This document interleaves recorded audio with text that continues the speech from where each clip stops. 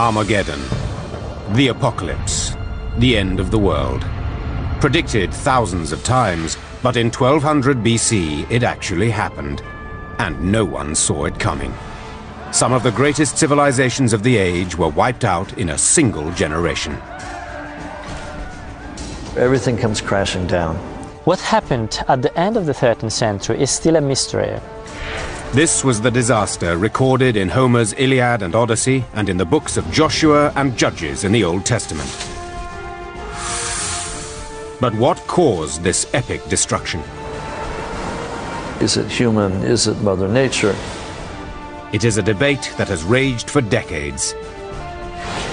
But new archaeological evidence found among ancient ruins on mountaintops may finally shed light on the source of this ancient cataclysm.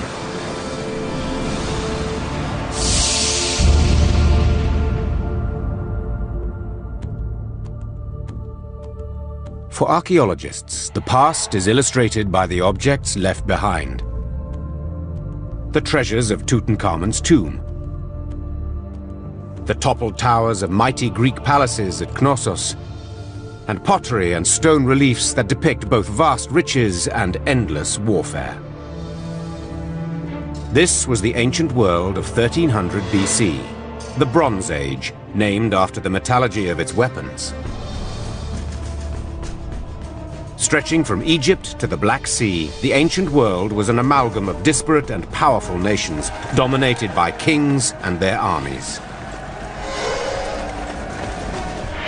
The Mycenaeans and Minoans, the heroes of Homeric legend, built their palaces in Greece, Crete, and the Aegean Islands. The pharaoh Ramses, thought to be the pharaoh cited in the Old Testament, changed the very landscape with his monument at Karnak.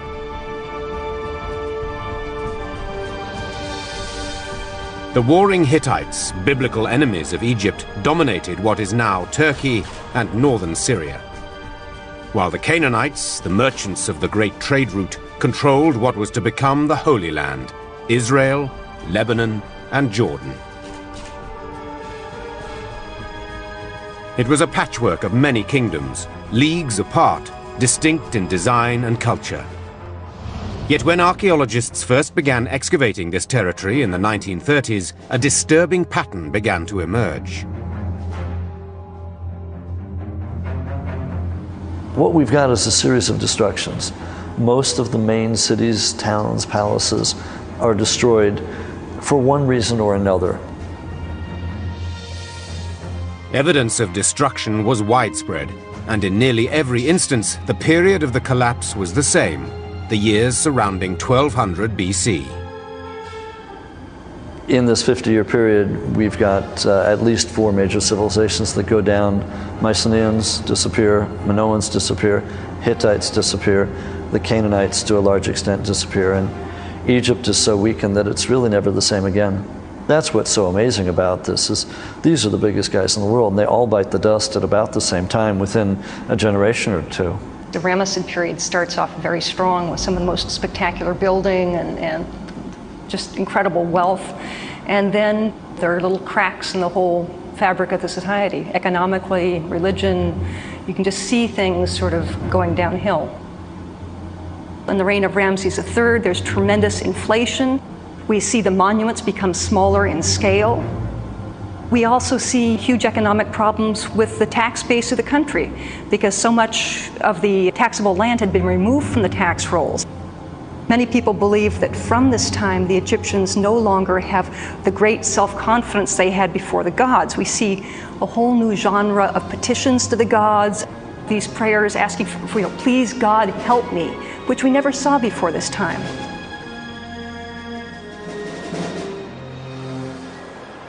After a century of progress, which saw the development of the first alphabetic writing in Ugarit in 1300 and the first musical notation in Syria, the written record abruptly ended. What followed has become known, ominously, as the Dark Age. The Dark Ages in the Aegean and Eastern Mediterranean have 2 connotations. One is, for the ancients, they lost most of the hallmarks of civilization. It's called that in part because civilization, as we know it, disappears for a couple of hundred years. They forget how to write, In Greece, they forget how to do large buildings, massive architecture, and it takes 200 or 300 years to come up out of this. But it's also a dark period for us. Without written records, archaeologists were baffled by the evidence of mass migrations throughout the ancient world, all dating to around 1200 BC. On the island of Crete, tradesmen and merchants poured out of the coastal settlements and pushed inland to the mountainous lands worked by farmers and shepherds. In the North Isthmus, the area right behind me here, it appears that there was almost no settlement at all, or perhaps a small scattering of small villages in the Mycenaean period. The population is very thin. By the 12th century, the population grows considerably. But where this population is coming from and why exactly is not entirely clear. The destruction in the cities they left behind is mute testimony that this was no peaceful exodus. It can be very difficult to determine the cause of a destruction. When you're digging, it's pretty obvious something's been destroyed. You've got fire, you've got ash, you've got burnt wood, you've got skeletons. But what actually caused the destruction? The answer may not lie in the rubble of these palaces, but in the mountains high above them. One archaeologist has dedicated his life to following the clues, rediscovering the ancient pathways that lead up the sheer cliffs of the Aegean. It is here that he follows in the footsteps of the survivors, hoping at last to discover how and why their world collapsed.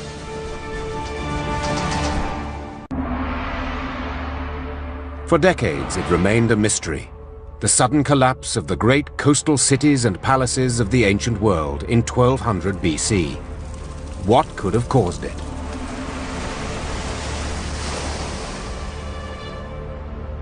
Most investigators dug for clues in the ruins of mighty cities. But the real evidence was to be found further inland, in the distant mountains and valleys of the Aegean islands, where humble farmers and shepherds once cultivated barley, lentils, and olives. It first came to light in the summer of 1983, when Polish archaeologist Krzysztof Nowicki, then a 26-year-old student, first climbed the mountain of Karfi on the island of Crete. Nowicki's original goal was to study a Neolithic religious shrine constructed on Karfi's summit by prehistoric peoples. But once there, 1,200 meters above sea level, Nowicki was drawn to another set of ruins. A mountaintop village that had been partially excavated and abandoned by the British archaeologist John Pendlebury in the 1930s. Having experienced one of the frigid winters on top of Karfi, Pendlebury concluded it was merely a temporary or seasonal settlement. But to Nowicki, the ruins made of large blocks of stone suggested something else. What is interesting about the houses in Karfi, that they are pretty well constructed. This way of construction suggests that these people were prepared to live in this village for a long time, and that these were their permanent houses. By mapping out and reconstructing the settlement from the excavated footprint, Nowicki confirmed his suspicion.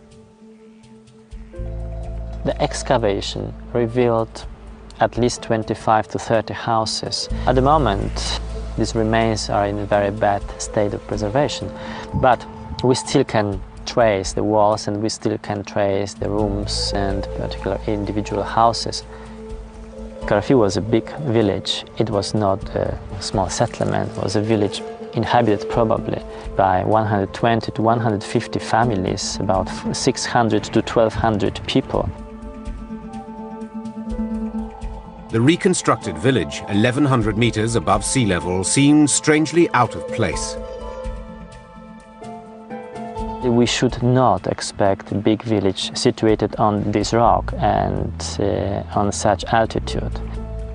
Now We are sitting in the sun, there is probably 35 degrees. But if we came here in the winter, it is a very, very windy, very cold place. It is not very pleasant to live here. Why would there be a permanent settlement so far above the usual sites on the lower hillsides and plains? We have to ask why people move to these places, why people build their houses in the places difficult to climb up, why they decided to move their families to these houses, why they moved their entire economic system up to these places, to the high mountains. Though Pendlebury had thought it an earlier site, Nowitzki's carbon dating of pottery and other artifacts placed it squarely in the time of the Bronze Age catastrophe, 1200 BC. Before 1200 BC, we still have people living close to the sea, on the plains, in the valleys.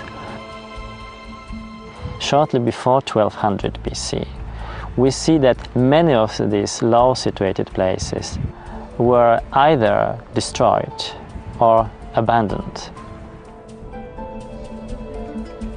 The inevitable question was, what would force these populations to move from the coasts to the mountains?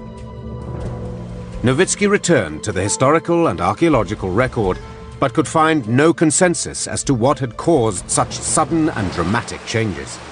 There are all kinds of crazy theories out there to explain the end of the Late Bronze Age. Comets, volcanoes, aliens, you name it, people have said it. But most hypotheses revolved around the ever-present threat of natural disaster. One of the main suggestions has been drought, that there was a major drought across the entire Aegean and Eastern Mediterranean, and perhaps even up to Europe, and that starts tribes migrating. The level of the water of the Mediterranean had dropped significantly at the end of the Late Bronze Age. Another possibility was the devastating earthquakes that regularly jolt the region. We've got a number of sites in the Aegean and Eastern Mediterranean destroyed by earthquake within a 50-year span at the end of the Late Bronze Age. Mycenae is destroyed by earthquake. Troy 6 is destroyed by earthquake. Ugarit may be destroyed by an earthquake. Megiddo in Israel may be destroyed by an earthquake. The problem with saying that a single earthquake destroyed all of these sites and brought the Late Bronze Age to an end is that these sites are destroyed at different times during the 50-year period. Though the timing of the earthquakes differs, they could still be related. There is something that geophysicists today call an earthquake sequence or an earthquake storm, in which an earthquake will not relieve all of the stress in a fault, but will simply release part of the stress. And so the next part in the fault will go a year later, 10 years later, and then the fault unzips from east to west or west to east or north to south. And we eventually get what's called an earthquake sequence or an earthquake storm. And these last between 30 and 60 years. Many of the cities that are destroyed by earthquakes are either on a fault line or in a seismically active zone. In fact, if you lay a map of the sites that are destroyed at the end of the Late Bronze Age by earthquake on top of a map of seismically active zones, they will correlate on very nearly a one-to-one basis. But the earthquake theory has always had its detractors. People recover from earthquakes fairly quickly. That's pretty much proven. Even repeated earthquakes. And to Nowitzki, no natural disaster could explain why a population should move to an even more precarious place. There's no way that people would move their village 1100 meters to the top of this rock. Why? Escaping from the earthquakes and living on the edge of the rock? We don't see the people running away from natural disasters. So it makes no sense. Nowitzki believes that these unlikely and inhospitable heights are a place of last resort, a defensible refuge designed to offer protection not from nature, but from a human enemy.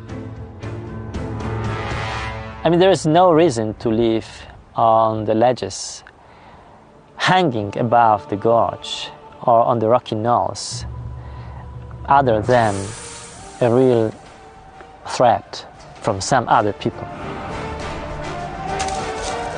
If Nowitzki's theory about the Aegean apocalypse is correct, there should be dozens of refuge sites waiting to be discovered in the high mountains of Crete, hidden settlements unseen for generations. If he can find them, they could reveal details of a life and death struggle between the survivors who subsisted at these impossible heights and the enemy that drove them there.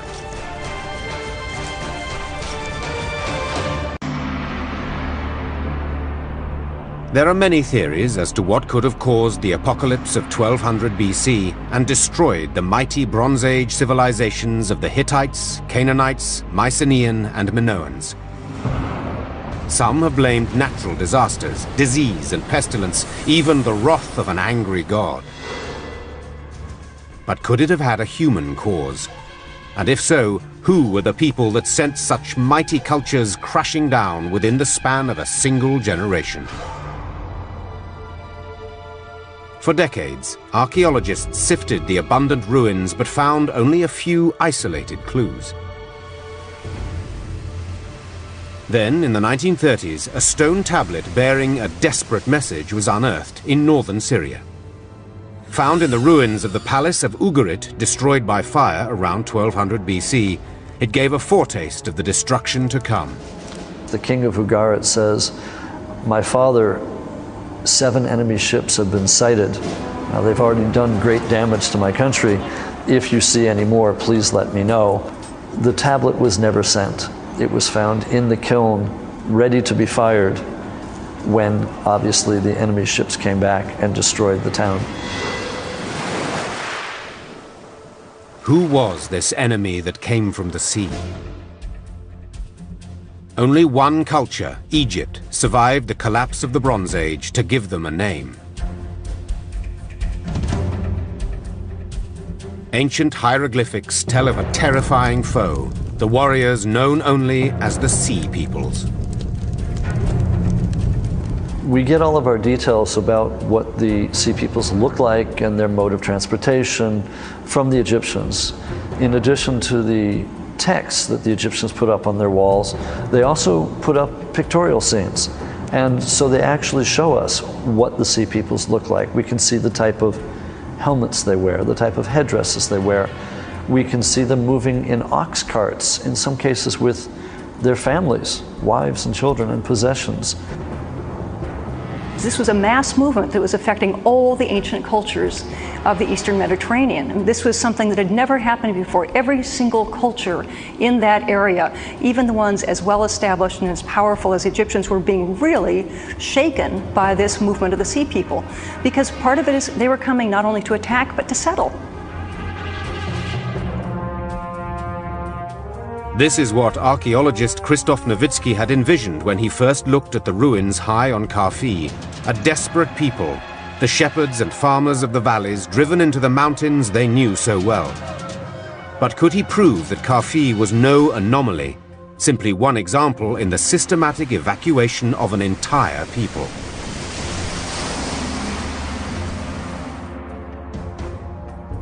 Nowitzki has spent more than 20 years putting his theory to the test.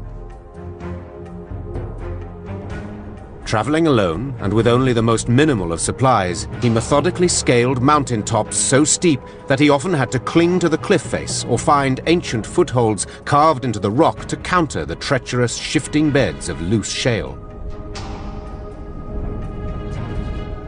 And it is here, at these improbable heights, that he found what has been his greatest discovery, the mountaintop settlement of Katalimata.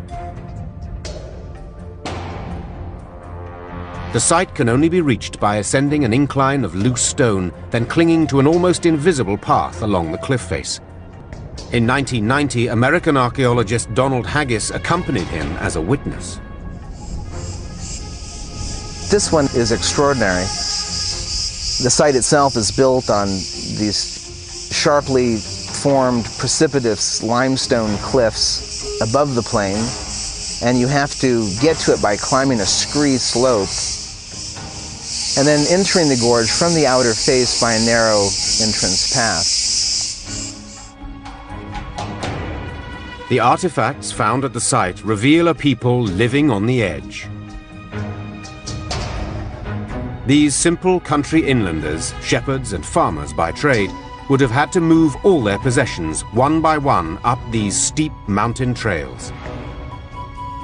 The old and the infirm would have had to have been carried, their dead buried in tombs carved out of the mountaintops. Livestock and crops in the valleys below could only be tended when conditions were safe enough. The evidence that we recovered during surveys suggests that they were using the settlement probably for a considerable period. It's an uncomfortable site to live in. It's not conducive to settlement expansion.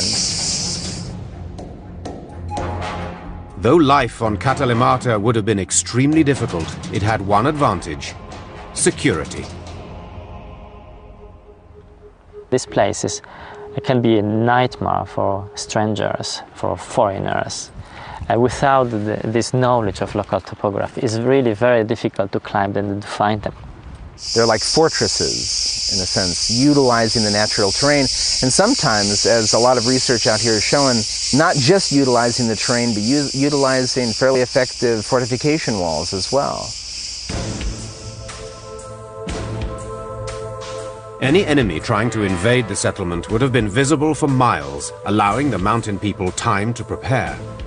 The invaders themselves would have been forced to approach single file, unable to hold their weapons while clinging to the cliff face. Even if they found a way, then it was very easy to stop them. Even a few men could stop a much stronger group of intruders, of enemies here on these narrow ledges. Katalimata was only the first of many refuge sites that Nowitzki has discovered. After scaling nearly 2,000 mountains in Crete, he has identified 80 different refuge sites dating to 1200 BC. One common unifying factor in the orientation and design of these settlements has convinced him that they were built to withstand the sea peoples. How do we know that these people were afraid of the people coming from the sea and not that they were afraid of their neighbors? This can be done only by analyzing how these settlements were defended. Carfi is completely open from the area of the mountains behind it.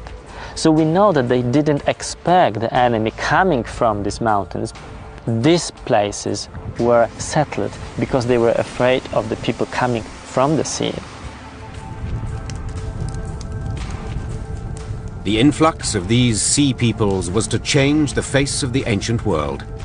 So who exactly were they? In a memorial carved at Medinet Habu, the Egyptians identify 9 factions of sea peoples, a list that baffles linguists. Most of the theories about where the sea peoples came from are dependent on the philology, the actual names of their groups, and that can be very dangerous territory. The Shekelesh are frequently said to be from Sicily. Did they come from Sicily, or did they go to Sicily after they lost? For decades, scholars have argued over the origin of the sea peoples. Some point to southeastern Turkey, northern Syria, and the eastern Mediterranean as a likely launch point. Others contend that the sea peoples most likely came from Sicily, Sardinia, Italy, and the western and central Mediterranean. Do the sea peoples come from the east and move west, or do they come from the west and move east? We don't know. Were these really 9 nations of foreign invaders? Or was this an attack that started much closer to home? One theory holds that it was the very structure of the ancient world that made it vulnerable to terrorism from within. a world built around palaces and omnipotent kings. The king would control most everything. There would be some private merchants and private enterprise, but mostly the king runs the government, the king runs the army, the king is going to run the international trade, certainly in charge of the diplomatic powers. So you're in a situation where the palace pretty much controls 75 to 90% of daily life. In many places, it seems the kings and queens lived with the gods. The kings and queens were the human representatives of the deities. These deities are statues. And then there is the army, the professional army, under the kings and queens.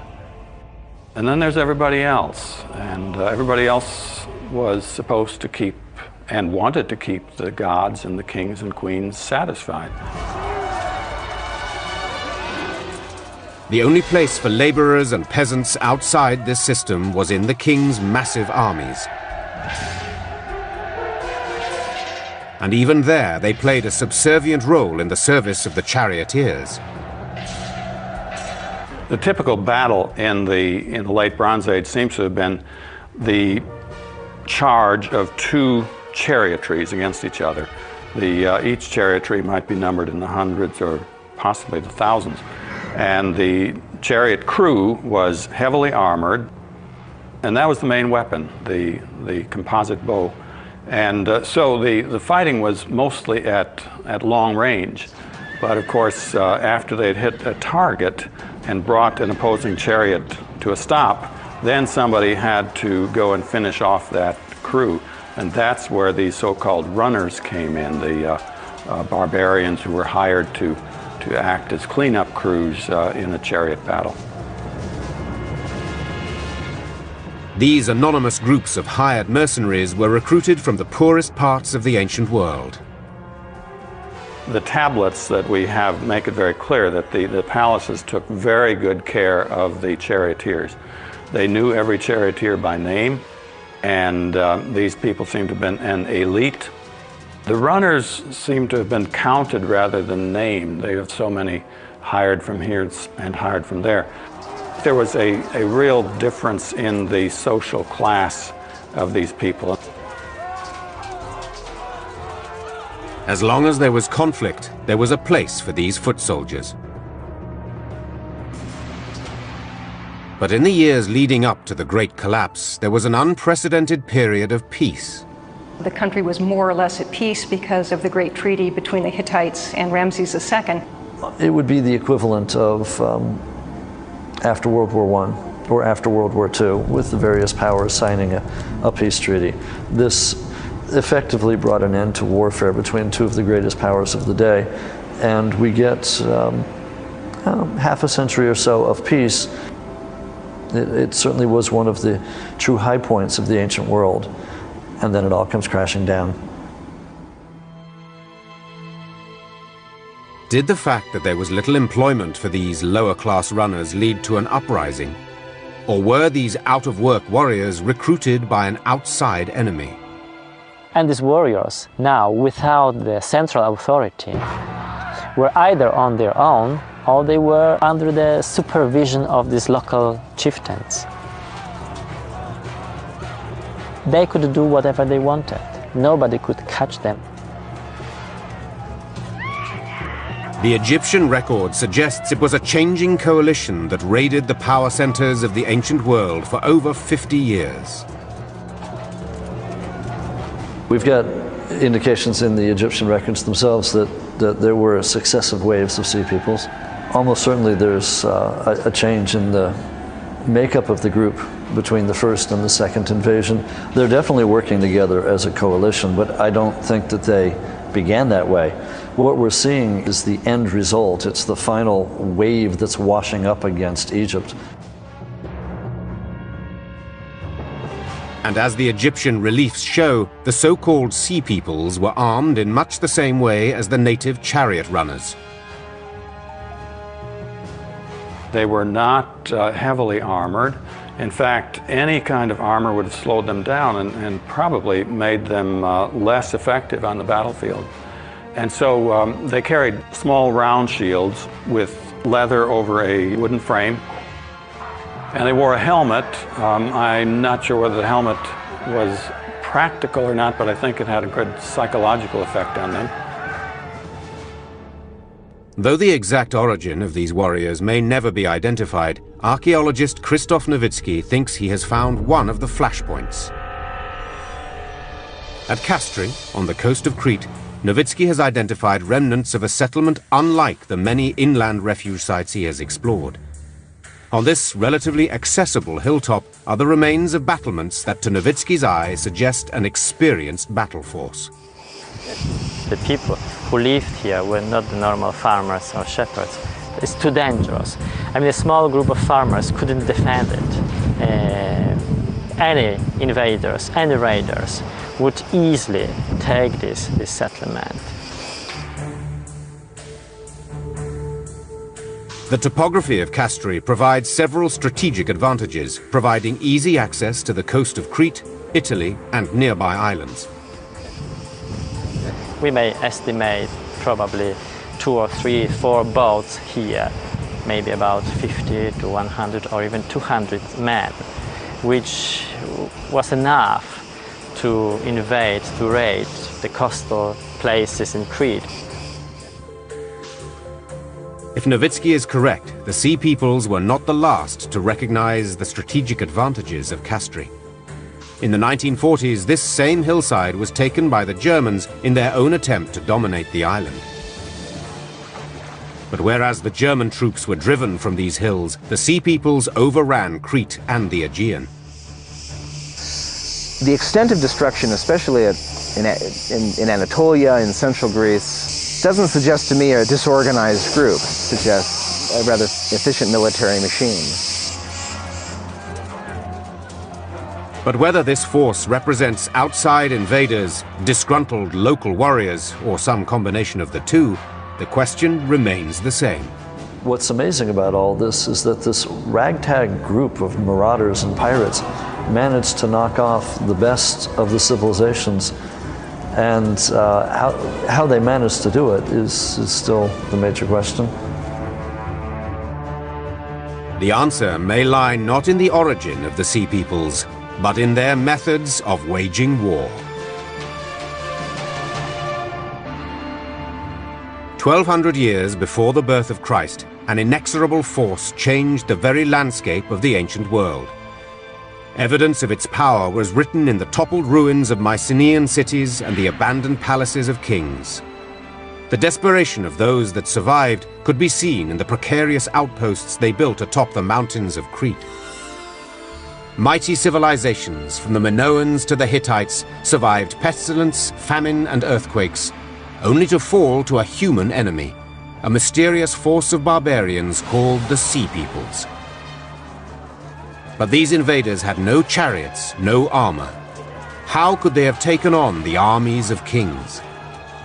Late in the 13th century, it finally dawned on somebody that you didn't need these expensive chariots and chariot teams in order to win a battle. If you got enough runners together, and they were cheap, and they themselves have the capacity to annihilate a chariot army. One weapon made it possible for these runners to become formidable warriors. A simple weapon that until the collapse had been used primarily for hunting. The javelin is a fairly short weapon, probably 4 feet, and has a small metal head. I don't think that these were lethal most of the time, but they certainly would wound whatever they hit. As the raiders swarmed the disabled chariot, the well-protected charioteer would have been suddenly vulnerable. The charioteer and the chariot archer both wore a corselet with scale armor that might have weighed between 30 and 45 pounds. So obviously they cannot run, and they are in no position to defend themselves in hand-to-hand combat. It is at this point that a team of raiders armed with short swords and lightweight shields would have had the advantage, both in numbers and mobility. That's all you'd need to do, wound a horse, and that chariot is stopped. If they could, at 40 or 50 yards, hurl their javelins and bring down a chariot horse, then they were ready to come in for close combat and hand-to-hand weapons, and at that point the chariot crew is doomed. With every success, the ranks of the invaders grew and spread across the Aegean. Only Egypt was able to withstand the onslaught, although the conflict was to leave them forever weakened. So how did the pharaoh's armies withstand an assault that extinguished such powers as the Mycenaeans, Minoans, and Hittites? There's a lot of diplomatic correspondence going back and forth, and a lot of trade in especially gold leaving Egypt through Nubia, and things like horses being brought into Egypt, and various other types of commodities going back and forth. So it was a period of a lot of communication between all of these powers. They had forewarning of these people coming toward Egypt, which was a very important aspect of defense. They had moved the capital of Egypt to the northern part of the country actually to defend against these people, so they were very ready. I think there's a good chance that the Egyptians were also getting their information through diplomatic messengers and couriers from the other great civilizations as one by one they fell. I mean, there are amazing spy systems in place in the ancient world, and the Egyptians certainly had their group of messengers, spies, reporters, and so they knew what was coming before it hit them. And by this time, the Egyptians knew that contrary to their name, the Sea People's greatest strength was not on the water, but on land. The conflicts were essentially land battles, but Ramses III in 1179 had the good sense to stop these raiders, these marauders, from ever getting to land. The Egyptian records, both the pictorial and the textual, they depict a battle taking place on the water, whether it's in a river mouth or actually out in the sea. It's hard to tell, but we've got boats, we've got drowning people. There's obviously a major battle going on the water. They were out there in their boats, and they were helpless out there. The Egyptian archers who were stationed on the shore or on other boats, it was duck soup. Decimated by the pharaoh's archers, the final wave of Sea Peoples was dispersed. But warfare would never be the same again. In the late Bronze Age, the defense of a community rested on an elite, on the charioteers and the chariot archers. In the Iron Age, which follows this catastrophe, the importance of infantrymen is much greater, and charioteers have become marginal. They continue to be used for flanking operations, but they are no longer the essence. The essence is in infantry.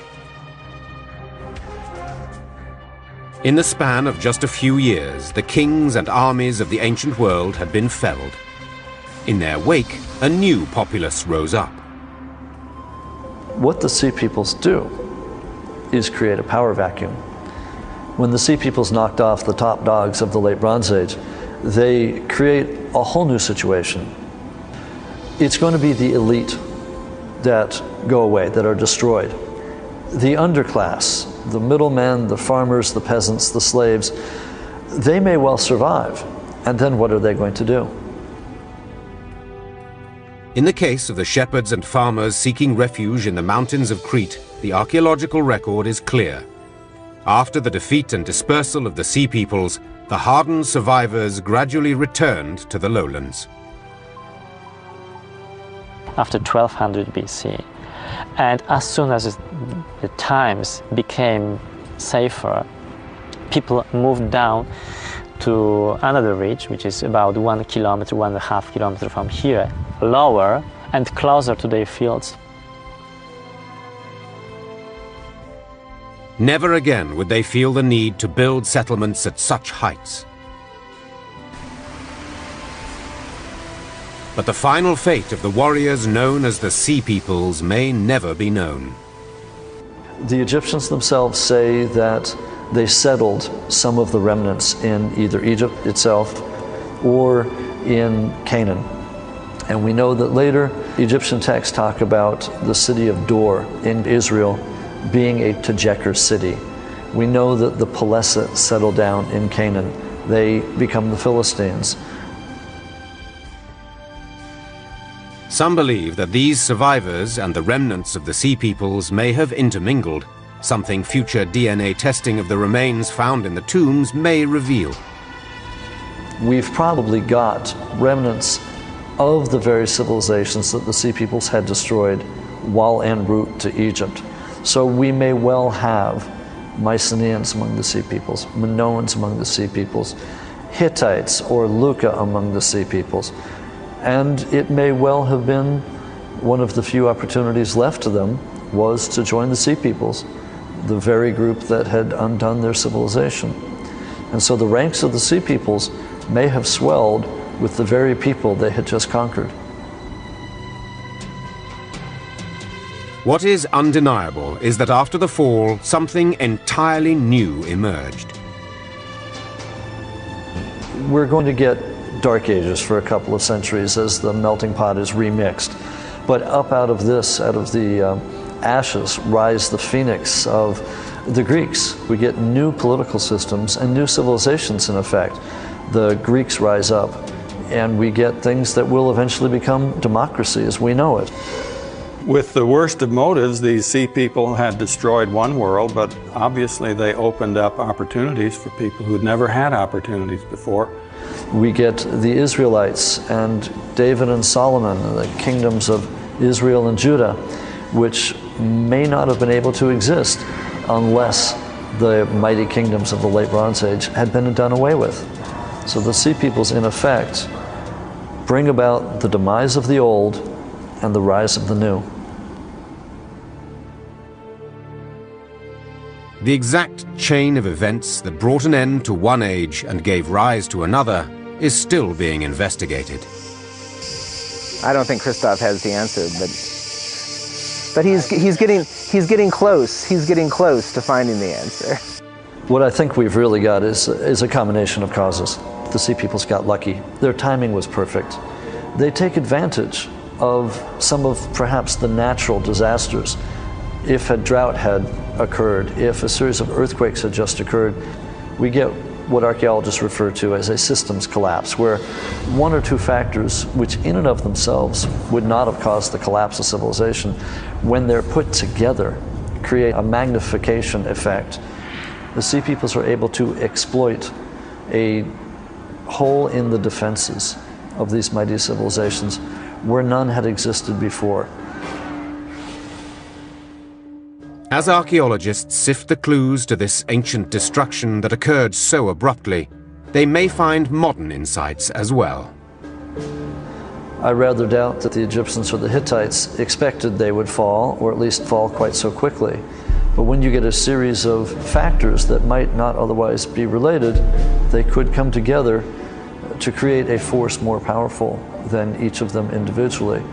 So one of the lessons we might learn for today's society is that while a drought might not be important in and of itself, or while a series of earthquakes might seem to have only a lasting impact, if you layer a couple of natural disasters on top of some man-made calamities, you may get a completely unexpected result.